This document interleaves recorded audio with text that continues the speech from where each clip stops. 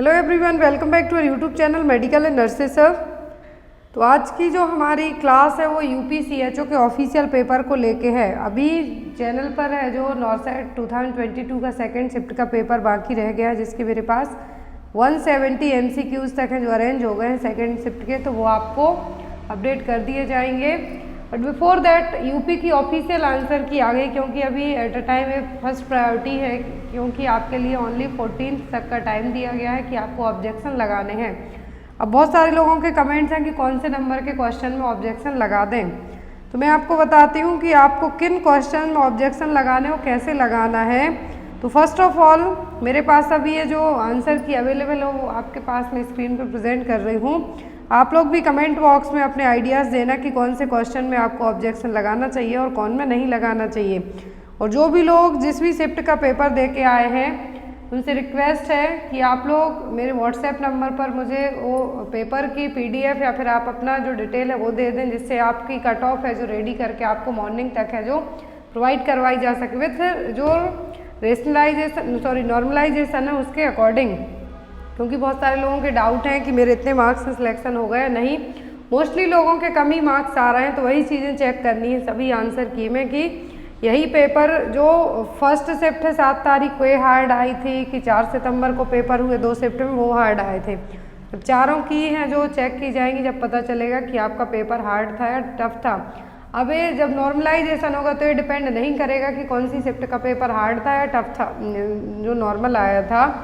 But यहाँ पर जो भी लोग पेपर दे के आए हैं उन सभी का कहना है कि पेपर हार्ड था, तो उसके लिए भी आप लोग आंसर की यदि जो लोग 7 तारीख को मॉर्निंग में पेपर दे के आए हैं उनके पास तो ये आंसर की होगी, लेकिन जिनका इवनिंग शिफ्ट में पेपर होगा वो लोग इसको देख सकते हैं, जो मॉर्निंग में दिए हैं वो इवनिंग वाली देख सकते हैं जी विश।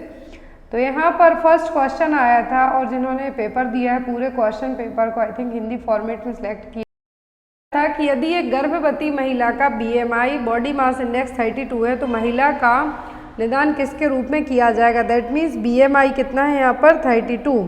तो BMI जब 32 है तो यहाँ पर और लेडी कैसी है, प्रेग्नेंट है, तो यहाँ पर जो प्रेगनेंसी में BMI हो या फिर नॉर्मल एज में BMI की बात करें हम, तो यहाँ पर यदि 32 है तो BMI कितनी होगी, ये होगी मोटापे की कैटेगरी में चली जाएगी। किसमें, मोटापे में, दैट मीन्स ओबीस कैटेगरी में चली जाएगी। जब BMI कितनी हो मोर देन 30 जाती है तो ये किस में जाएगी, ओबीस क्लास में। लेकिन यहाँ पर कहा है कि 32, तो 30 के बाद से लेके 34.9 तक का जो कैटेगरी जाएगी ये किस में जाती है, फिर मॉडरेट में जाती है। लेकिन यहाँ पर जो आपका आंसर आया वो है मोटापा। क्या होगा, मोटापा, क्योंकि 32 है, प्रेगनेंसी में BMI थोड़ी सी ज़्यादा रहेगी एज़ कम्पेयर टू नॉर्मली, इसीलिए इसको जो ओबीस क्लास फर्स्ट है उसमें, सॉरी क्लास फर्स्ट में ही इसको रखा गया है।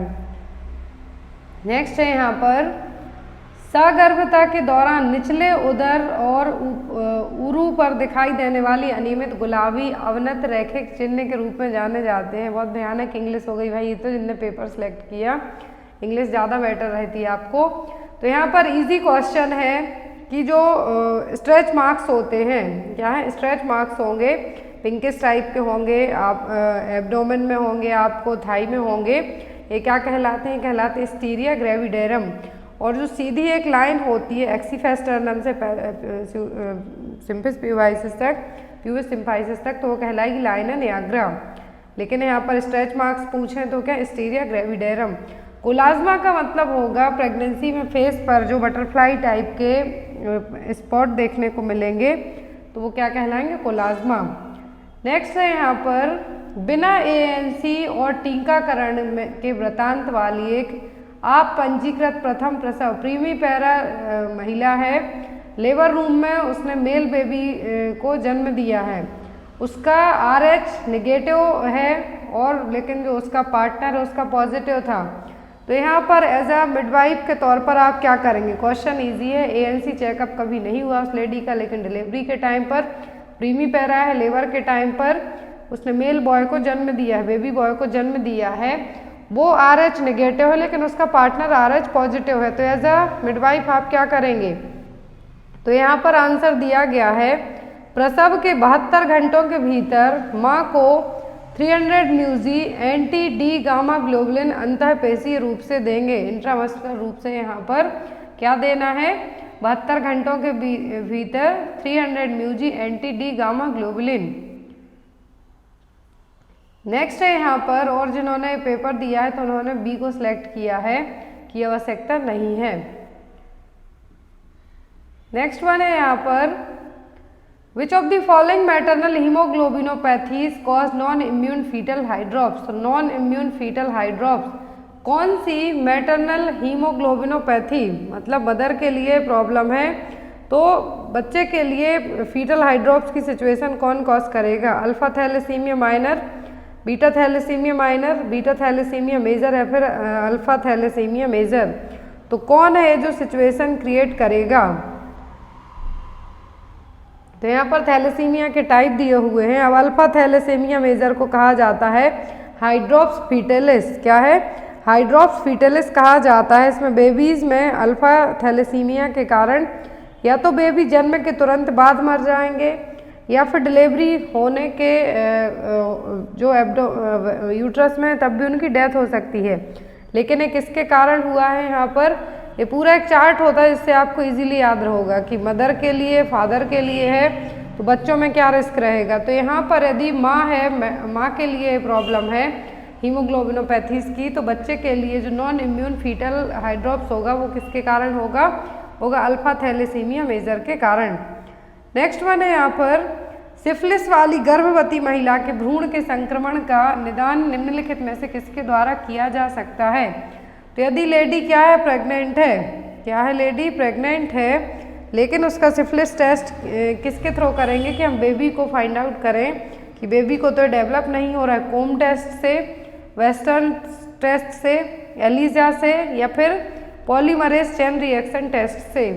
तो ये कंफर्म किया जाएगा पीसीआर टेस्ट से। किससे, पीसीआर टेस्ट से। नेक्स्ट था, कीगल एक्सरसाइज का कौन सा लाभ नहीं है। तो कीगल एक्सरसाइज करने से आपको इनको इनकंटिनेंस की प्रॉब्लम है वो ठीक होगी और पेल्विक फ्लोर मसल्स की जो पेल्विक फ्लोर मसल्स है वो स्ट्रॉन्ग होंगी। कहीं पर भी कभी भी आप इसको कर सकते हैं, ऐसा नहीं कि आप योगा मैट बिछा के घर पे ही करें, पार्क में करें, कहीं भी कर सकते हैं। ये व्यायाम पेट की चर्बी को कम करने में मदद करता है, ऐसा बिल्कुल भी नहीं है, इसीलिए इसको मार्क किया गया है। तो आपका आंसर क्या होगा, आपका आंसर होगा कि ये आपके पेट की चर्बी को कम करने में हेल्प नहीं करेगा। नेक्स्ट है यहाँ पर, शुक्र वाहिनी की तुम्बिका और शुक्राशय की वाहिनी के संयोजन से निर्मित संरचना का नाम बताएं। तो यहाँ पर ये जो संरचना बन के आएगी वो कहलाएगी इजैकुलेटरी डक्ट। क्या कहलाएगी, इजैकुलेटरी डक्ट। नेक्स्ट है यहाँ पर, सभी महिलाओं को प्रदान की जाने वाली ऐसी देखभाल जो उनकी गरिमा, निजता और गोपनीयता को बनाए रखती है, नुकसान और दुर्व्यवहार से मुक्ति सुनिश्चित करती है तथा प्रसव और बच्चे के जन्म के दौरान सूचित विकल्प और सतत सहयोग को सक्षम बनाती है, वो क्या कहा जाएगा। तो जो लोग भाई इंग्लिश में पेपर दे के आए हैं वो लोग प्लीज़ मुझे इंग्लिश फॉर्मेट ज़रूर सेंड कर देना, क्योंकि ये जो हिंदी वाला फॉर्मेट है थोड़ा सा मुझे भी हार्ड लग रहा है पढ़ने में। क्वेश्चन बहुत इजी टाइप से लग रहे हैं, लेकिन यहाँ पर जो हिंदी फॉर्मेट है थोड़ा सा हार्ड लग रहा है। तो यहाँ पर ये जो आपका आंसर आएगा वो होगा सम्मानजनक मातृत्व देखभाल। क्या है, सम्मानजनक मातृत्व देखभाल।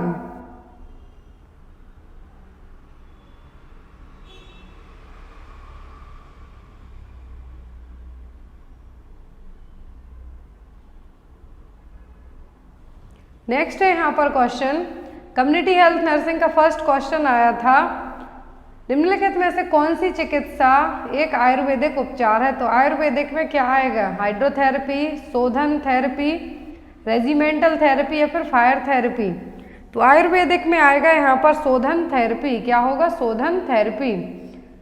नेक्स्ट है यहाँ पर, निम्नलिखित में से कौन सभी प्रकार की आपात स्थितियों में कुशलता से प्रबंध करने के लिए किसी देश की समग्र क्षमता और योग्यता को प्रबल बनाने के लिए दीर्घकालिक विकास गतिविधियों का एक कार्यक्रम है। तो यहाँ पर क्या है, जो जब भी कोई भी अचानक से कुछ भी या तो फ्लड्स आ जाए या फिर कुछ भी महामारी फैल जाए तो कौन है जो यहाँ पर हेल्प करेगा आपका। आपदा न्यूनीकरण, आपदा उद्धृतता, या फिर राष्ट्रीय आपदा प्रबंधन, या फिर आपदा प्रबंधन अधिनियम। तो यहाँ पर ये जो आपकी हेल्प करेगा वो करेगा आपदा उद्धृतता। क्या होगा? आपदा उद्धृतता। फिर इसकी अलग अलग है जो स्कीम भी दी हुई है।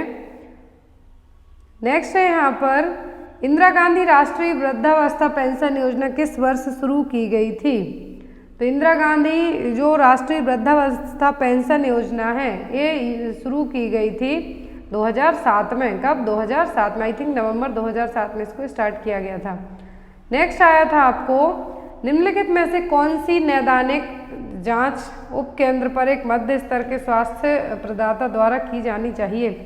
तो यहाँ पर जो उप स्वास्थ्य केंद्र है, सब सेंटर है, वहाँ पर कौन सा टेस्ट किया जा सकता है? Haemoglobin, total leucocyte count, platelet count, या फिर ब्लड ग्रुप। तो जो सब सेंटर है वहाँ पर हीमोग्लोबिन लेवल है जो आपका चेक किया जा सकता है। नेक्स्ट आया था निम्नलिखित में से कौन सा ट्रोकोमा के लिए सुरक्षित रणनीति में शामिल नहीं है? तो सेफ स्ट्रेटजी है उसमें शामिल कौन सा नहीं था? स्क्रीनिंग, पर्यावरणीय सुधार, चेहरा धोना, या फिर एंटीबायोटिक दवाएं। तो जो सेफ स्ट्रेटजी है, क्या है? सेफ स्ट्रेटजी है ट्रोकोमा के लिए। तो यहाँ पर सेफ स्ट्रेटजी में ट्रोकोमा में जो चीज़ें यहाँ पर इंक्लूड नहीं है वो है यहाँ पर स्क्रीनिंग। क्या है? स्क्रीनिंग। यहाँ पर जो एस है इसका मतलब होता है सर्जरी, ना कि स्क्रीनिंग। नेक्स्ट है यहाँ पर स्थानीय विशेष क्षेत्रीय रोगों की रोकथाम और नियंत्रण का निम्नलिखित में से किसका प्रमुख कार्य है? तो यहाँ पर स्थानीय मतलब एक ही जगह कोई डिसीज़ हो रही है या फिर होने वाली है तो उसको प्रिवेंट करने का काम किसका है? पुरुष स्वास्थ्य सहायक, महिला स्वास्थ्य कार्यकर्ता, महिला स्वास्थ्य सहायक, या फिर पुरुष स्वास्थ्य कार्यकर्ता। तो ये काम है यहाँ पर मेल हेल्थ वर्कर का। किसका? मेल हेल्थ वर्कर का। नेक्स्ट है यहाँ पर एक आशा कार्यकर्ता की सेवाओं का परिचय निम्नलिखित में से किसका उदाहरण है? तो एक आशा का वर्कर है जो किसका एक एग्जाम्पल है? उपयुक्त तकनीक का, अंतर क्षेत्रीय समन्वय का, समुदाय सहभागिता, फिर सामूहिक वितरण का। तो आशा वर्कर है जो यहाँ पर एक क्या है? समुदाय सहभागिता। नेक्स्ट है यहाँ पर which of the following is drug of choice for prophylaxis against diphtheria? तो डिप्थीरिया के लिए penicillin and erythromycin drug of choice मानी जाती है। मैंने जब मेमोरी बेस्ड पेपर दिया था तब आपसे कहा भी था यदि आपको पेनिसिलिन आया तो उसको मार्क कर सकते हैं या फिर एरिथ्रोमाइसिन को आप मार्क कर सकते हैं। नेक्स्ट है यहाँ पर child health nursing. Child health nursing का फर्स्ट क्वेश्चन है एक शिशु का जन्म के समय भार 2 kg है। शिशु को क्रमशः पहले और तीसरे दिन कितने तरल पदार्थ की आवश्यकता होती है? बच्चे का वेट कितना है? 2 kg। दैट मीन्स क्या है? लो बर्थ वेट बेबीज है ऑलरेडी 2 kg है। तो अब यहाँ पर पहले और तीसरे दिन कितना लिक्विड देंगे हम? तो यहाँ पर कितना देना है हमें? पहले दिन देना है 60 mg पर kg पर डे के हिसाब से, और जो तीसरे दिन देना है 100 ml पर kg पर डे के हिसाब से। नेक्स्ट आया था यहाँ पर the skin barrier applied on stoma primarily contains. तो स्किन बैरियर लगाए जाते हैं स्टोमा के पहले, तो ये किसके बने होते हैं? जिंक ऑक्साइड के। नेक्स्ट है यहाँ पर निम्नलिखित में से कौन सा एक नवजात शिशु की परिसंचरण स्थिति सर्कुलेटरी स्टेटस के आकलन का हिस्सा नहीं है? सर्कुलेटरी स्टेटस में क्या आपको चेक करना है कि बेबी सही है नहीं? ठंडी और चिपचिपी त्वचा, केसिका पुनर्भरण स्वयं की जांच करें। दैट मीन्स यहाँ पर जो कैपिलरी रिफिलिंग टाइम वो चेक करना है। कमजोर और तेज नाड़ी दर देखें, लेकिन होश में लाना, बेबी यदि अनकॉन्शियस है तो होश में लाना सर्कुलेटरी स्टेटस का हिस्सा आपका नहीं होगा। नेक्स्ट है यहाँ पर समय होने पर एक बड़ा टर्म बेबी सहायता प्राप्त प्रसव द्वारा पैदा होता है। बच्चे में स्वतः गति की कमी होती है और कमजोर गहरे कंडरा प्रतिवर्त होते हैं। निचले अंगों में दर्द उत्तेजनाओं के प्रति कोई प्रतिक्रिया नहीं होती है। निम्नलिखित में से कौन सी स्थिति नवजात शिशु में अभिव्यक्तियों का कारण बताती है? दैट मीन्स यहाँ पर टर्म बेबी डिलीवर हुआ है, हेल्दी हुआ है उस टाइम पे, लेकिन आफ्टर दैट बच्चे का डेवलपमेंट होता है तो ना खुद से जो प्रॉपर तरीके से नहीं कुछ भी रिएक्ट नहीं कर पा रहा है, तो किस में प्रॉब्लम होगी आपकी स्पाइनल कॉर्ड में। किसमें? मेरू रज्जु की चोट और स्पाइनल कॉर्ड की चोट में। नेक्स्ट है यहाँ पर विकासात्मक आकलन के एक भाग के रूप में सिर की परिधि के निर्धारण में एक नर्स को निम्नलिखित में से किसको छोड़कर सभी तथ्यों का संज्ञान होना चाहिए? क्वेश्चन है यहाँ पर क्वेश्चन नंबर 6, बच्चों में दर्द के उपचार के लिए निम्नलिखित में से किसे छोड़कर से सभी उपायों को लागू किया जाता है। दैट मीन्स एक्सेप्ट करके क्वेश्चन आया था आपको, यदि बच्चों में पेन हो रहा है तो आप सब कर सकते, किसी एक को छोड़कर। आराम देने वाले उपकरणों का प्रयोग करना है, बिल्कुल कर सकते हैं आप। ध्यान हटाने वाली गतिविधियों को करना कि बच्चे का ध्यान है जो यदि जिस भी पेन पर है, जहाँ पर भी कुछ लगा हुआ है तो माइंड डिस्ट्रैक्ट करने की कोशिश करें आप। या फिर दर्द के पैमानों का उपयोग करके दर्द का आकलन लगाएं, मतलब आपको फाइंड आउट करना है कि कितना ज़्यादा पेन हो रहा है, वो सभी चीज़ें। लेकिन बच्चों के लिए चिंता विरोधी दवाओं की भारी खुराक हम नहीं दे सकते हैं। चिंता विरोधी दवाओं का मतलब है यहाँ पर ऐसी मेडिसिन नहीं हम उसको दे सकते हैं जो उसके लिए और ज़्यादा है जो साइड इफ़ेक्ट क्रिएट करें, बाकी ये हम सब कर सकते हैं।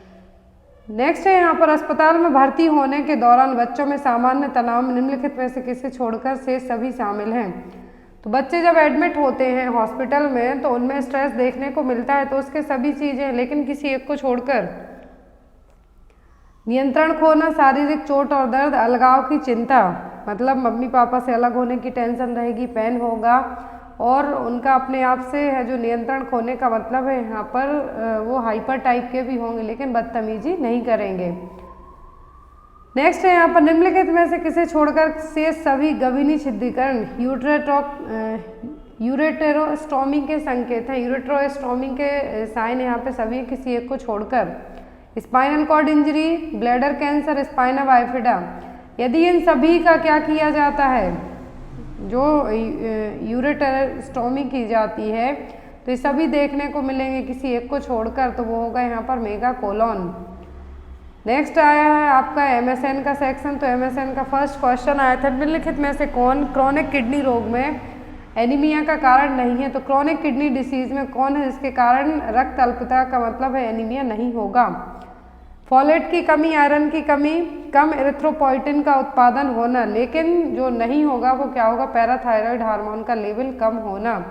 एनीमिया है जो क्रोनिक किडनी डिसीज है, तो यदि फॉलिक एसिड की कमी, आयरन की कमी है, एरिथ्रोपोइटिन का प्रोडक्शन भी कम होगा तो होने के चांस रहेंगे, लेकिन पैराथायरॉयड हार्मोन का लेवल कम होने में इसका कोई रिलेशन नहीं होगा। नेक्स्ट, डचेन मस्कुलर हाइपरट्रॉफी क्या है। तो डचेन मस्कुलर हाइपरट्रॉफी एक ऑटो इम्यून डिसऑर्डर है जिसमें एक्स संबंध अप्रभावी विकार, जो एक्स रहेंगे यहाँ पर क्रोमोसोम रहेंगे, उनमें क्या रहेगा, डिस्टर्बेंस देखने को मिलेगा। नेक्स्ट है यहाँ पर सर्जिकल घाव का निरीक्षण करने वाली नर्स को नेत्रस्राव दिखाई देता है जो लाल धारियों के साथ अर्धस्पष्ट गुलाबी रंग है, वह समझती है कि यह क्या है। तो यहाँ पर जो एज अ नर्स आपको पता होना चाहिए जब आप ड्रेसिंग करते हैं, सर्जिकल वुंड की ड्रेसिंग कर रही हैं आप, तो यहाँ पर आपको लाल धारियों के साथ है जो थोड़ा थोड़ा गुलाबी रंग दिख रहा है, तो ये क्या है, सीरम, क्या है, सीरम। नेक्स्ट है यहाँ पर AB ब्लॉक इनमें से किसे छोड़कर से सभी दवाओं के कारण हो सकता है। तो यहाँ पर AB ब्लॉक सबके कारण हो सकता है, किसी एक को छोड़कर, तो वो है यहाँ पर एट्रोपिन, क्या होगा, एट्रोपिन।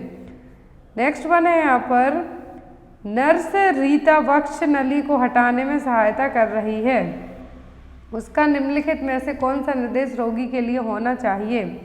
तो जब आप यहाँ पर वक्ष नली, नेक्स्ट क्वेश्चन है यहाँ पर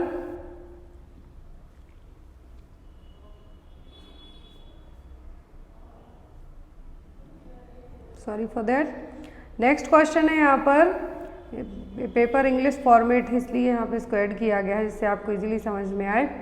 नेक्स्ट क्वेश्चन था यहाँ पर question number 6, in an assessment of head circumference as a part of development assessment a nurse must be in cognisance of all the following facts except. तो यहाँ पर जब आप हेड सर्कमफेरेंस चेक कर रहे हैं तो डेवलपमेंटल असेसमेंट के लिए सभी पार्ट्स आपको दिमाग में रखना है, किसी एक को छोड़कर।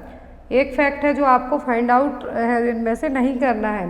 अ serial head circumference measurement of children will enable screening possible cognitive और मोटर डिलेज। यदि सही हेड सर्कमफेरेंस है यहाँ पर तो स्क्रीनिंग की जरूरत नहीं होगी। दूसरा, it is a quick simple easy and reliable method of assessment of the growth of a brain, तो ये भी बिल्कुल सही है।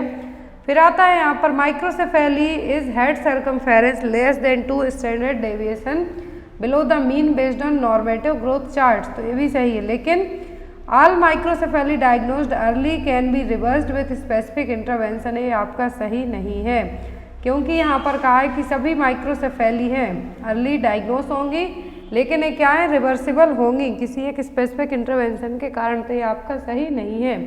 माइक्रोसेफेली का मतलब होगा हेड साइज क्या होना, बहुत ही कम होना। नेक्स्ट है यहाँ पर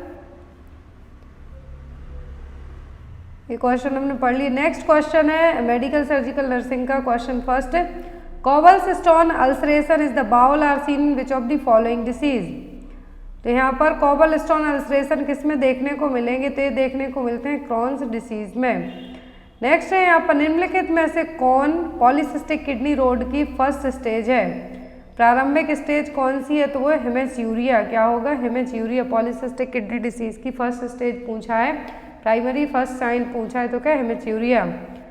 नेक्स्ट आया था आपको निम्नलिखित में से कौन क्रोनिक किडनी में एनीमिया का कारण नहीं है, तो वो पैराथायरॉयड हार्मोन का लेवल कम होना।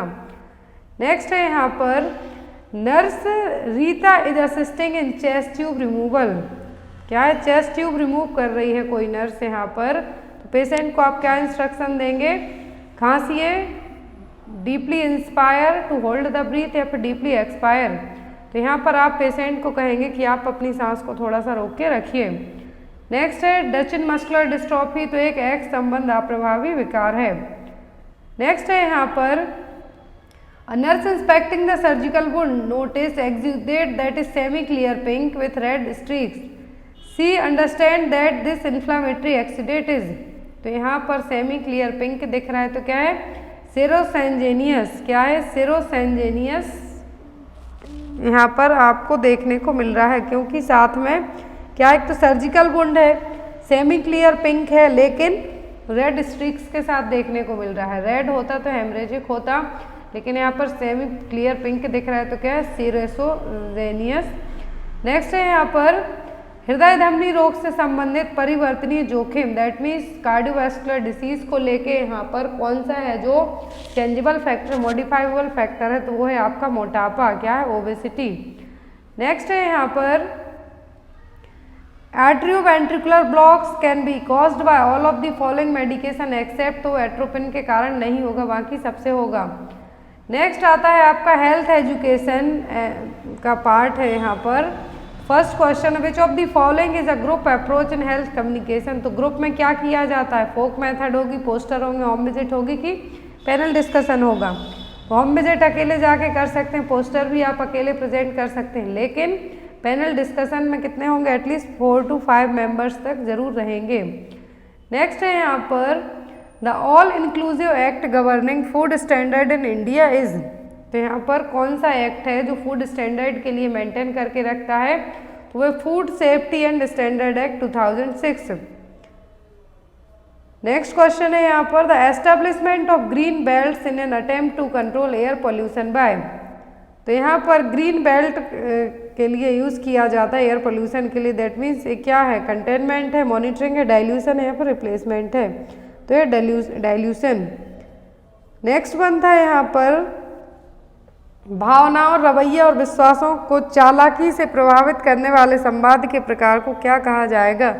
किसी को आप मैनिपुलेट करते हैं अपनी बातें देके, चकमा देके, तो ये क्या कहलाएगा परसुएशन कम्युनिकेशन, क्या होगा, परसुएशन कम्युनिकेशन।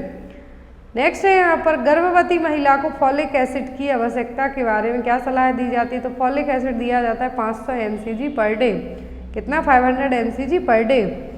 नेक्स्ट है यहाँ पर मल जल में क्या नहीं होता है, घरेलू रसोई अपशिष्ट जल, उद्योगों से निकलने वाला ठोस कचरा या फिर मानव मलमूत्र।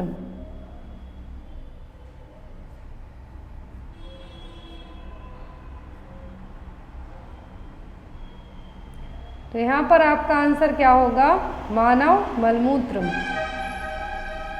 नेक्स्ट है यहाँ पर संचार प्रक्रिया में सूचना देने के माध्यम को किसको कहा जाता है, तो कहलाता है चैनल।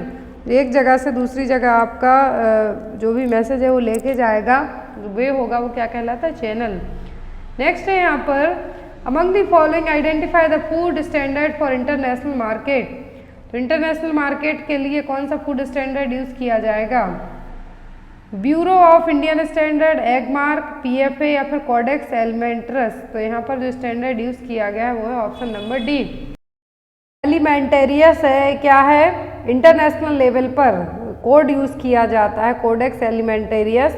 इसकी one food and agriculture organisation की जो वेबसाइट है वहाँ पे भी आपको इसके बारे में फुल डिटेल में मिल जाएगा। तो इंटरनेशनल मार्केट में फूड स्टैंडर्ड के लिए रिप्रेजेंट करेगा। नेक्स्ट है यहाँ पर मेंटल हेल्थ नर्सिंग का फर्स्ट क्वेश्चन, किसका, मेंटल हेल्थ नर्सिंग का फर्स्ट क्वेश्चन है यहाँ पर। An elderly man aged 79 was admitted to the emergency department with an acute urinary tract infection.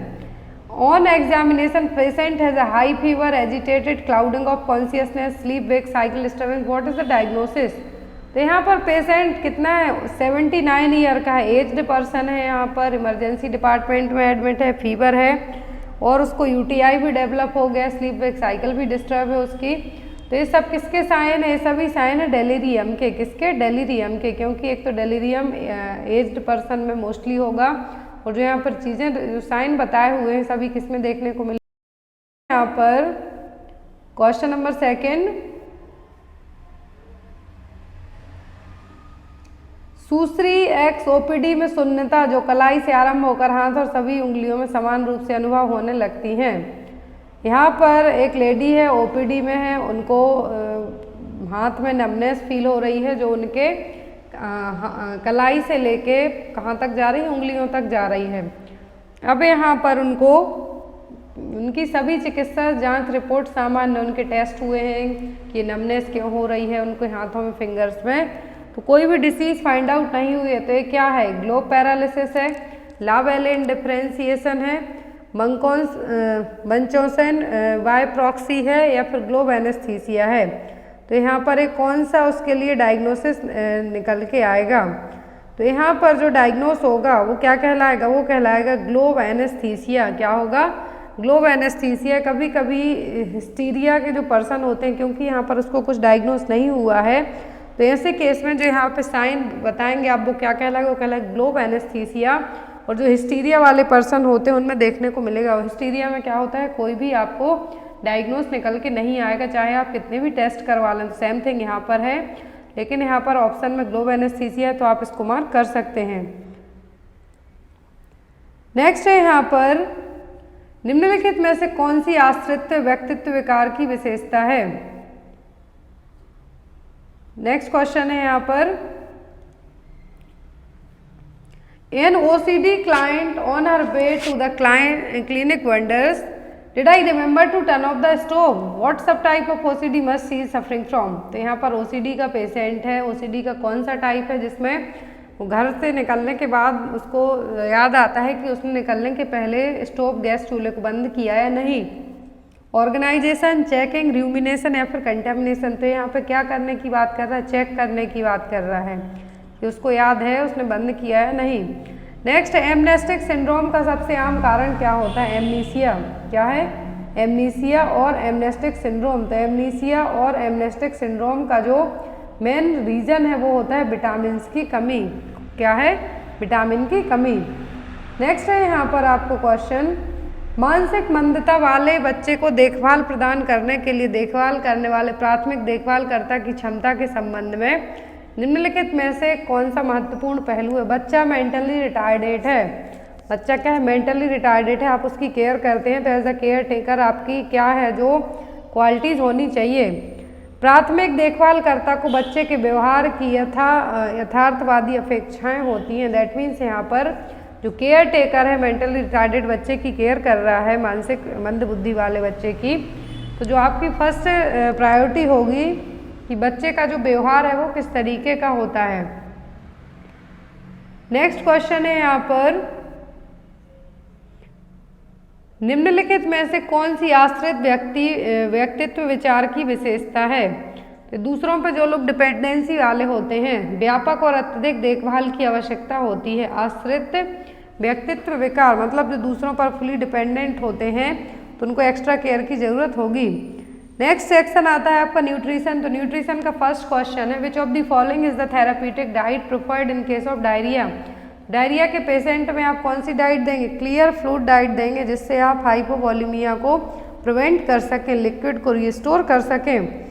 Next है यहाँ पर, where is the head quarter of the national institute of public cooperation and child development located? तो इसका head quarter कहाँ पर है? दिल्ली में। Next is, nutritional screening के बारे में कौन सा कथन सत्य नहीं है? तो न्यूट्रिशनल स्क्रीनिंग को लेके कौन सा पॉइंट यहाँ पर सही नहीं है?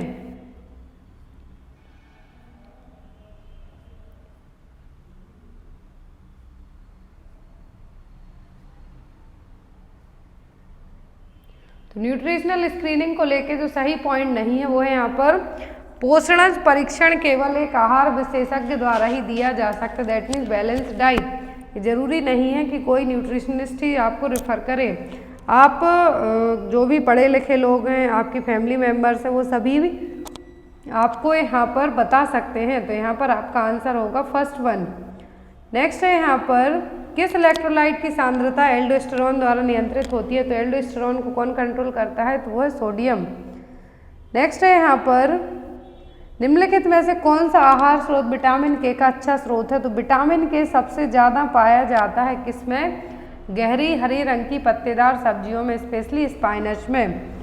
नेक्स्ट है यहाँ पर, what does the concept of feasting indicate? तो फीस्टिंग का मतलब होगा ओवर कंजप्शन। क्या है? Over consumption of energy. क्या है? Over consumption of energy. Next है यहाँ पर, सिवाय किसी एक के निम्नलिखित सभी मामलों में खाद्य पदार्थ को मिलावटी माना जाता है, दैट मीन्स फूड एडल्ट्रेशन सभी में मानी जाती है किसी एक को छोड़कर। जब उसमें निर्धारित मात्रा में रंगाई सामग्री पाई गई हो तो फूड एडल्ट्रेशन वाले जो भी लोग क्या करते हैं, मिलावट करते हैं, उनमें आपको पता नहीं चलेगा कि उन्होंने कितनी मात्रा में कौन सी चीज़ मिलाई है। तो यहाँ पर यही है, जब कोई प्रतिबंधित या अनुमक परिरक्षित तत्व इसमें निर्धारित सीमा से अधिक मिलाया गया हो। यस, बिल्कुल ही सही है। जितनी क्वांटिटी एक लिमिट तक मिला सकते हो, लेकिन उससे ज़्यादा मिला दोगे तो ये भी फूड एडल्ट्रेशन में आएगा। जब उसमें कोई सड़ी गली या अपघटित सामग्री मिल जाए जो कि सही नहीं है, कोई घटिया सस्ता पदार्थ मिलाया गया हो, तो ये भी फूड एडल्ट्रेशन में आएगा। लेकिन जो नहीं होगा वो क्या होगा कि आप कोई भी चीज़ है प्रॉपर तरीके से मिला के बेचें, मतलब एक निर्धारित अमाउंट रेट सेट करके बेचें। नेक्स्ट आया था यहाँ पर, 1 किलो कैलोरी में कितने किलो जूल होते हैं? बहुत सारे लोग कह रहे थे ओनली जूल आया है, तो यहाँ पर है किलो जूल। किलो कैलोरी में किलो जूल, तो वो 4.184 किलो जूल। नेक्स्ट आया है फर्स्ट एड। तो फर्स्ट एड का फर्स्ट क्वेश्चन है यहाँ पर, फर्स्ट एड का फर्स्ट क्वेश्चन है यहाँ पे आपको दिखाया गया है, निम्नलिखित में से बाइंडर का सही नाम पहचाना। तो ये चेस्ट बाइंडर है। क्या है? यह चेस्ट बाइंडर। नेक्स्ट आया था आपको question, when a rescuing a victims with burn injury which of the following is the important priority area that you have to inspect? First thing, burn injury हो, यदि आपको vital sign responsiveness airway type of burn है, तो यहाँ पर आपकी first priority होगी airway. क्या होगी? एयरवे।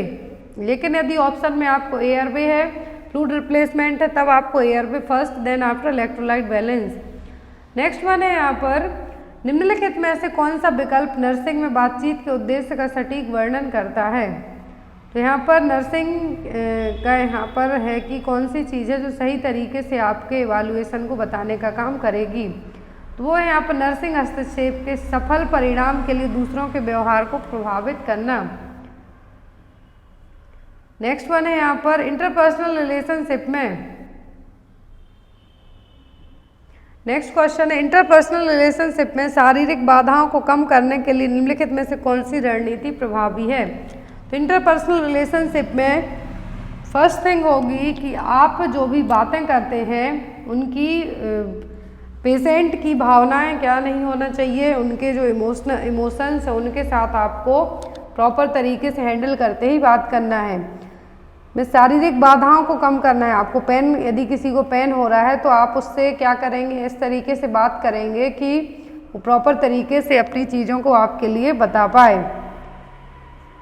नेक्स्ट है यहाँ पर, inpatient psychiatric unit the nurse helps the patient practise various techniques of assertive communication and give positive feedback for attempting to improve passive aggressive interactions, that means एक patient है, admit है psychiatric unit में, तो एक as a nurse है जो patient के लिए पॉजिटिव फीडबैक देती है उसके एग्रेसिव रिएक्शन पर भी, इंटरेक्शन पर भी।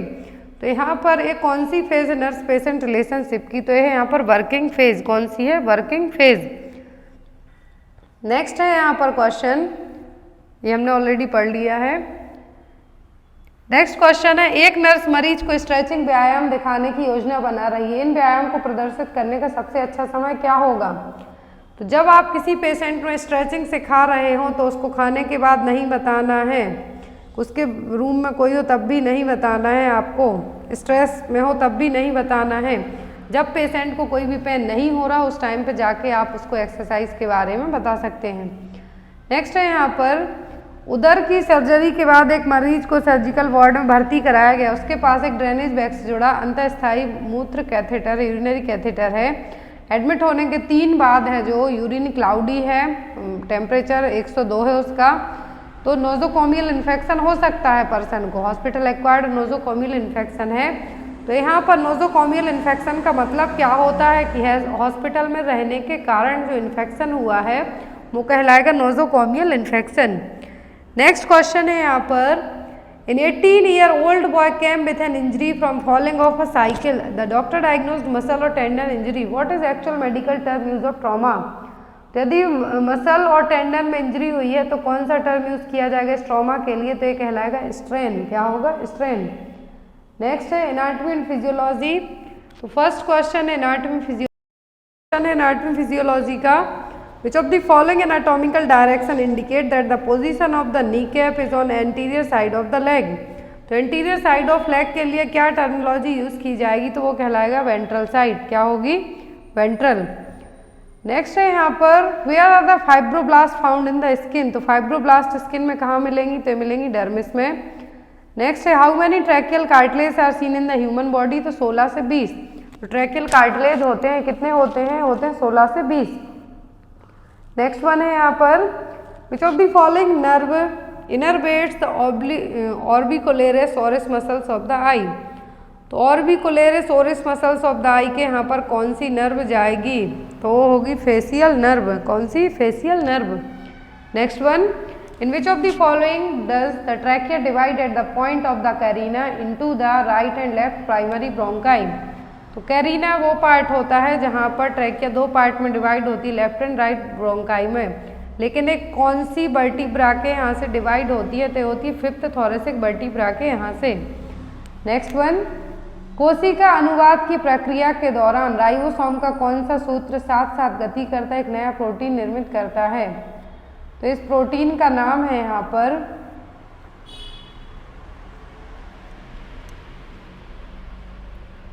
इस प्रोटीन का नाम है mRNA। क्या है? mRNA। Next one, which type of mucous membrane lining is found in the oropharynx and the laryngopharynx? तो ओरोफेरिंग्स और लैरिंगोफेरिंग्स में जो लाइनिंग होती है म्यूकस मेम्ब्रेन की वो होती है स्ट्रेटिफाइड स्क्वेमस एपिथेलियम टिश्यू की लाइनिंग। नेक्स्ट वन है यहाँ पर फोर्स ब्रीदिंग। तो फोर्स ब्रीदिंग को हम कहेंगे हाइपर एपनिया। क्या कहेंगे? Hyper apnoea.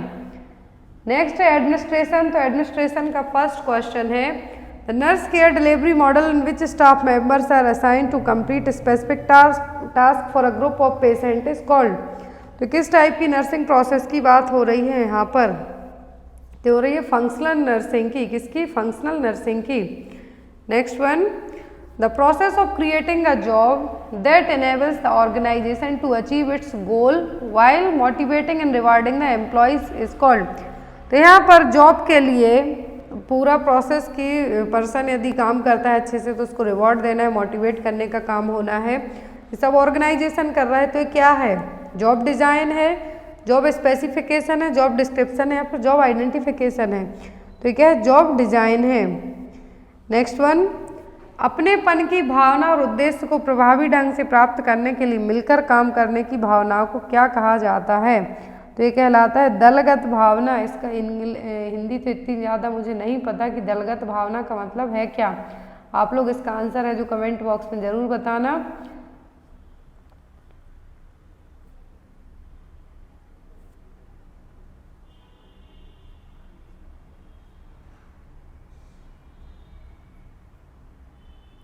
तो यहाँ पर जो हमने क्वेश्चन नंबर 2 देखा था, a sense of belongingness spirit of working, तो यहाँ का इसका मतलब दलगत भावना का स्पिरिट दी कोप्स, मतलब कि आप बहुत सारे लोगों के साथ मिलकर किसी एक पर्टिकुलर एम को अचीव करने के लिए काम करते हैं, तो ये कहलाएगा स्पिरिट दी कोप्स। नेक्स्ट है यहाँ पर निम्नलिखित में से कौन से चरण के संचार प्रक्रिया में शामिल होने की संभावना है, तो यहाँ पर है आपका आंसर माध्यम, क्या है, माध्यम और मीडियम। नेक्स्ट वन, निम्नलिखित में से किसको छोड़कर शेष लागत के 3 प्रमुख अवयव हैं, तो यहाँ पर लागत का मतलब इन्वेंट्री, तो यहाँ पर जो अवयव है वो कौन सा नहीं है, तो वो सीमांत लागत। Next one is the process of creating a job that enables the organisation to achieve its goal, तो हमने जस्ट अभी पढ़ा है जॉब डिजाइन। नेक्स्ट वन, नेतृत्व शैली जिसमें प्रमुख अपने अधीनस्थों को उनकी क्षमताओं और अपेक्षाओं से परे काम करने के लिए बढ़ावा दिया जाता है, ये क्या कहलाता है, ये कहलाता है परिवर्तनकारी नेतृत्व। नेक्स्ट वन, SIU के मानदंडों के अनुसार बाल चिकित्सा वार्ड में नर्स रोगी अनुपात कितना है, दैट मीन्स यहाँ पर जो पीडियाट्रिक वार्ड है वहाँ पर नर्स और बच्चे का रेशियो कितना है, तो 1/4, कितना, 1/4। नेक्स्ट वन, वितरण मॉडल, तो हमने जस्ट इसको अभी पढ़ा है, क्या है, फंक्शनल नर्सिंग।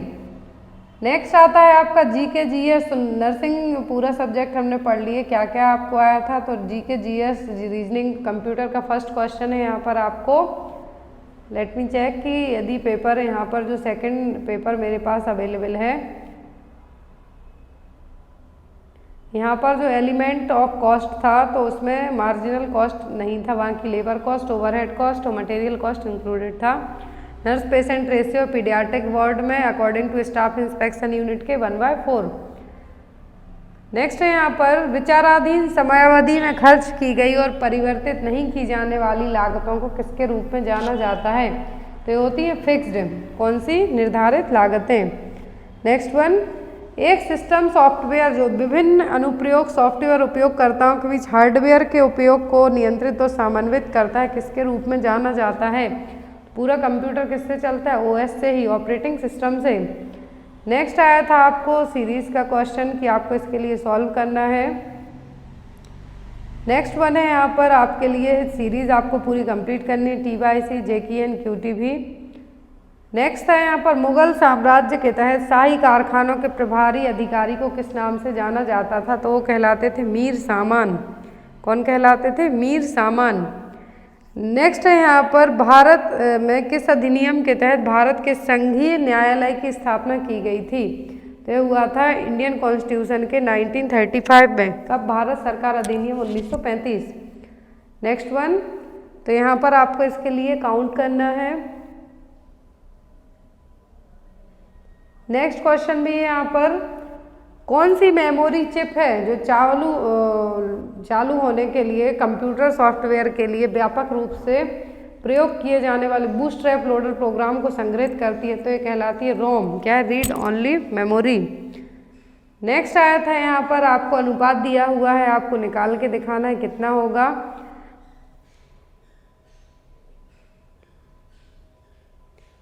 नेक्स्ट क्वेश्चन था यहाँ पर विटामिन ए से भरपूर क्या क्या है, तो विटामिन ए सब जो येलो कलर के और ऑरेंज कलर के फ्रूट्स होते हैं उनमें होता है, तो अब यहाँ पर वो है आम, पपीता, स्क्वैश एंड गाजर। नेक्स्ट क्वेश्चन है यहाँ पर ऑथर को YDDOG लिखा जाएगा, तो उसी भाषा में राइटर को क्या लिखेंगे हम। नेक्स्ट है यहाँ पर CPU का पॉइंट कौन सा नहीं है, तो वो पावर सप्लाई यूनिट, वहाँ की register arithmetic logic unit ALU जिसको हम कहेंगे, और कंट्रोल यूनिट। नेक्स्ट वन है यहाँ पर रीना एक महिला का अपने चाचा के भाई की बहन के रूप में परिचय कराती है, और महिला रीना से किस प्रकार संबंधित है, तो वो लगेगी उसकी बुआ। नेक्स्ट है यहाँ पर आपका an integrated mobile application developed to serve various passenger requirements including apply and renewal of travel concession ID card is known as, तो हाल फिलहाल में लाया गया था, इसका नाम है रेल सारथी, क्या है, रेल सारथी। नेक्स्ट वन है यहाँ पर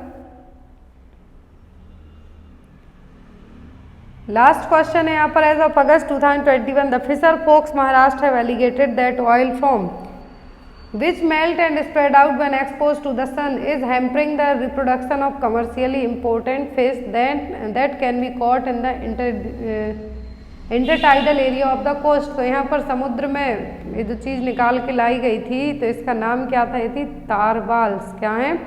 तारबाल्स। तो इतना ही जो पेपर था मेरे पास, जो मैंने आपके लिए अवेलेबल करवाया। अब जो लोग 4 तारीख का पेपर दे के आए हैं, 7 तारीख को इवनिंग शिफ्ट में पेपर दे के आए हैं, तो वो लोग मेरे व्हाट्सएप नंबर पर पेपर को भेज सकते हैं। इससे कल अर्ली मॉर्निंग आपको पूरी एक एक्यूरेट कट ऑफ है जो अपडेट कर दी जाए। Thank you for watching us. Bye bye, good night.